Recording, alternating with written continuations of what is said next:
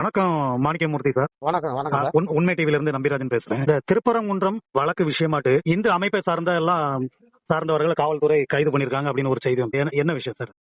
நம்ம உச்சநீதிமன்ற தீர்ப்பை அமல்படுத்த கோரி மதுரை பழங்கானத்துல ஆர்ப்பாட்டம் பண்ணோம். கோர்ட்டு உத்தரவை மதிக்க சொல்லி கேட்டு போனதுக்கு காவல்துறை கைது பண்ணி வச்சிருக்காங்க. உச்சநீதிமன்றத்தினுடைய தீர்ப்பை அமல்படுத்துங்க அப்படின்னு ஒரு கோரிக்கை நீங்க கொடுக்குறீங்க. ஆமா, அந்த கோரிக்கையை ஏற்றுக்கொள்ளாம கைது பண்றாங்க. இதுல இன்னொரு விஷயம் சார், புதுக்கோட்டையில ஒரு காவல் அதிகாரி வந்து உங்களுக்கு விளக்கத்தை வைக்கல, நீங்க எல்லாம் இதுக்கு ஆர்ப்பாட்டம் பண்றீங்க, போங்க போங்க அப்படின்னு சொல்றாங்க. அதை சொல்றதுக்கு அவருக்கு என்ன தகுதி இருக்கு? இதே காவல்துறை தானே அங்க தடுத்து நிறுத்தி ஹைகோர்ட் 2 தடவை உத்தரவு போட்டோம். அதை மீறினது காவல்துறை தான். அதை மீறினது காவல்துறை தான். அதை கேட்கறதுக்கு அவருக்கு யார் அந்த அதிகாரம்? இதே போய் அவர் எஸ்பிஐலயே மத்த கட்சியிலே போய் கேட்க முடியுமா அவரு இந்த வார்த்தைய? அதாவது இளிச்சாவாயம் இந்துக்கள் பொதுவா இவங்க கருத்து பூராமே இளிச்சாவாயம் இந்துக்கள்ன்ற மாதிரி பேசுறாங்க. அவர் இதே மதுரையில கேட்டாங்க. மதுரையில ஒரு இடத்துல இப்ப சமீபத்துல உள்ளிருப்பு போராட்டம் நடத்துக்கிறதுக்கு அங்க காவல்துறை போய் உள்ளிருப்பு போராட்டம் நடத்தக்கூடாதுன்னு சொல்லுது. அதுக்கு அங்க இருக்க ஒரு பெண்மணி, மதுரையை சேர்ந்த பெண்மணி அழகா சொல்லுது, உச்சநீதிமன்றம் மதிக்க தெரியாத, தீர்ப்பை மதிக்க தெரியாத நீங்க எங்களுக்கு யாரு சட்டம் போறதுன்னு கேக்குது.